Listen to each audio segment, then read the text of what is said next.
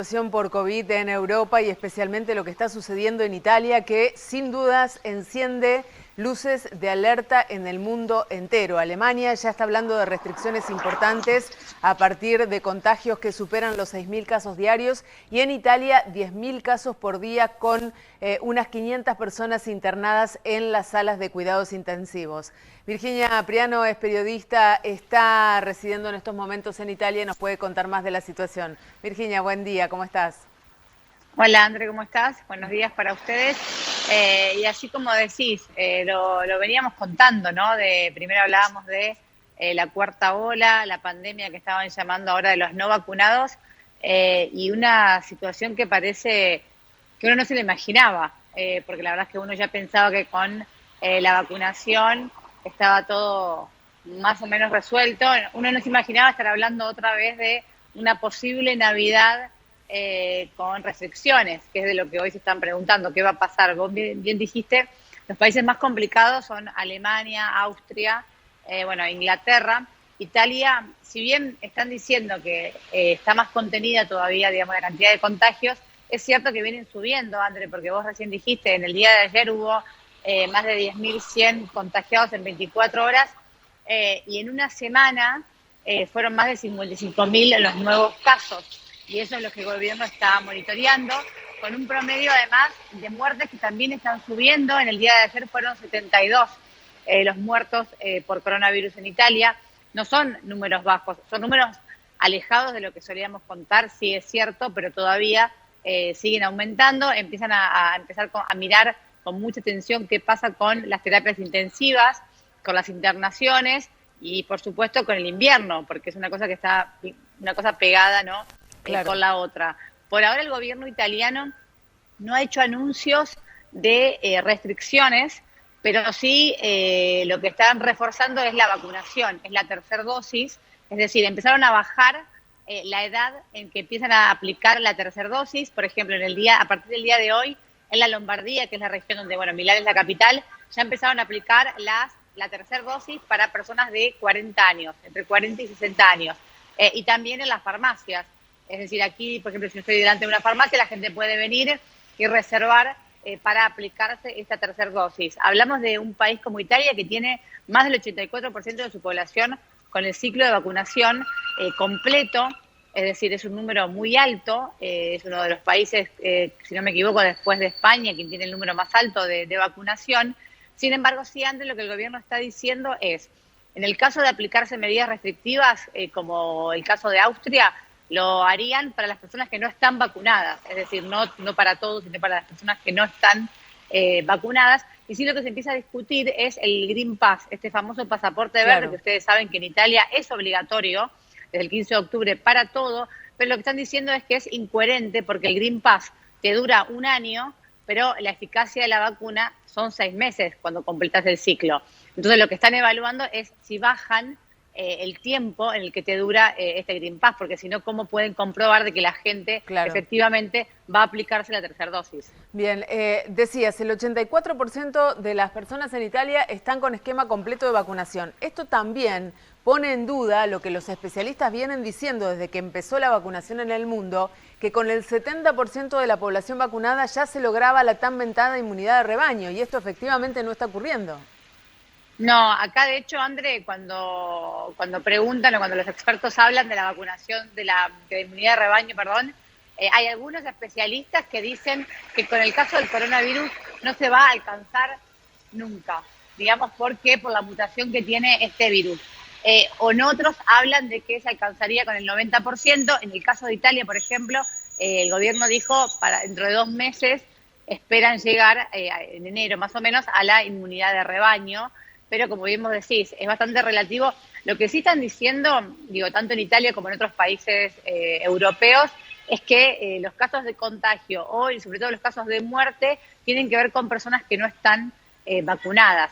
Por eso, por lo menos el gobierno italiano apunta todo a la vacunación y a, digamos, hacerle cada vez la vida más complicada a la gente que no se quiere vacunar. De hecho, te pongo un ejemplo.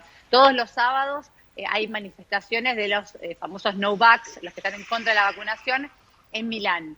Bueno, desde el sábado pasado no les permiten manifestarse como antes se daba permitido. Claro. Bueno, ahora les dicen ustedes no pueden manifestarse. Hubo casos en algunas ciudades italianas, por ejemplo, que en algunas farmacias no quisieron atender a gente que no está vacunada. Es decir, la gente se está poniendo cada vez también más dura frente a aquellos que no se quieren vacunar. Bien, ¿esto abre el camino o abre la posibilidad de una discusión que en algún momento se dio, no solamente en Italia, sino en el resto del mundo también, sobre la obligatoriedad de la vacuna?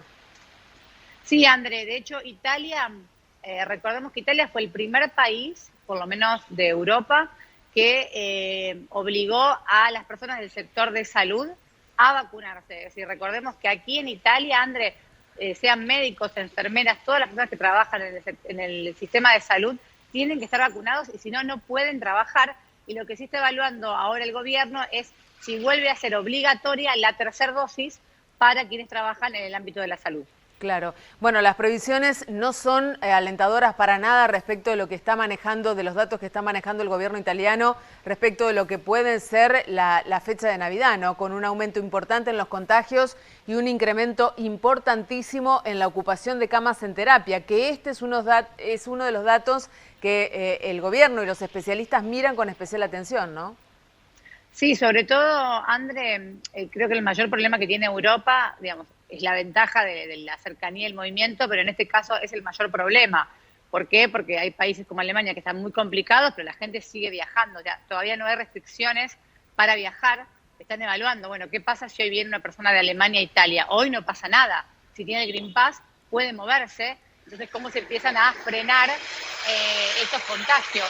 Y lo que también, por ejemplo, en algunos medios de esta mañana daban cuenta es que Alemania está tan colapsado que ya tuvieron que empezar a trasladar a algunos pacientes desde Alemania hacia el norte de Italia.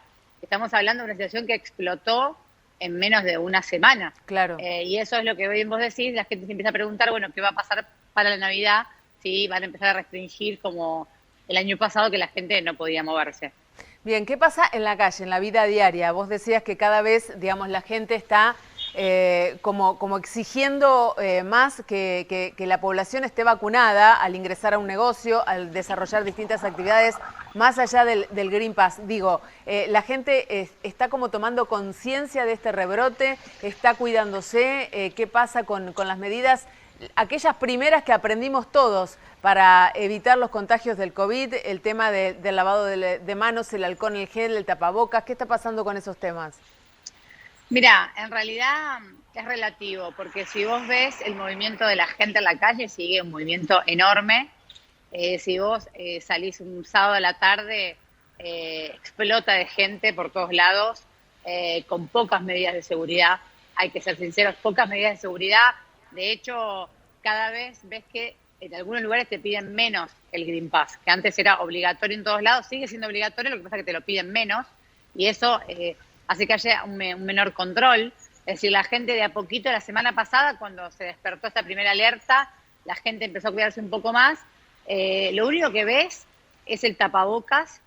Bueno, en los lugares cerrados es obligatorio, en los lugares al aire libre no.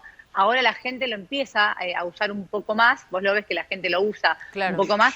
El resto, digamos, alcohol en gel, en Italia nunca fue una característica que se viera demasiado, digamos, la gente no tiene tanta esa obsesión. Y ahora si tomás un subte, por ejemplo, viene repleto de gente. O sea, se empezó a ver todo eso que era pre-COVID y es lo que empieza uno a preocuparse, porque uno ve que la gente, digamos, más allá de la vacuna y del Green Pass, se ha relajado un montón. Virginia, muchísimas gracias por mantenernos al día de lo que está pasando en Italia respecto del COVID. Por supuesto, es el espejo en el que nos miramos aquí en esta parte del mundo. Por eso vamos a hacer consultas con especialistas y demás, teniendo en cuenta todos estos elementos tan valiosos que nos has aportado y, por supuesto, como siempre, seguimos en contacto. Gracias a ustedes, Andrés. Un beso, hasta luego. Hasta la próxima, saludos. Bueno, la verdad que el panorama es bastante desalentador si tenemos en cuenta que en un país como Italia, con el 84% de la gente con el esquema de vacunación completo, están avisorando que van a venir semanas muy difíciles, que se va incrementando el número de contagios, que es importante también la ocupación de camas en terapia intensiva, que hay un porcentaje de la población que se resiste a ser vacunado y una Alemania, por ejemplo, que como decía, decían, ya está trasladando pacientes para ser atendidos al norte de Italia. La pregunta es, ¿qué va a pasar en la Argentina? ¿Cuáles son las previsiones que se puede tomar? ¿Por qué debemos hablar de una inmunidad de rebaño que finalmente no llegará? Es la consulta que viene.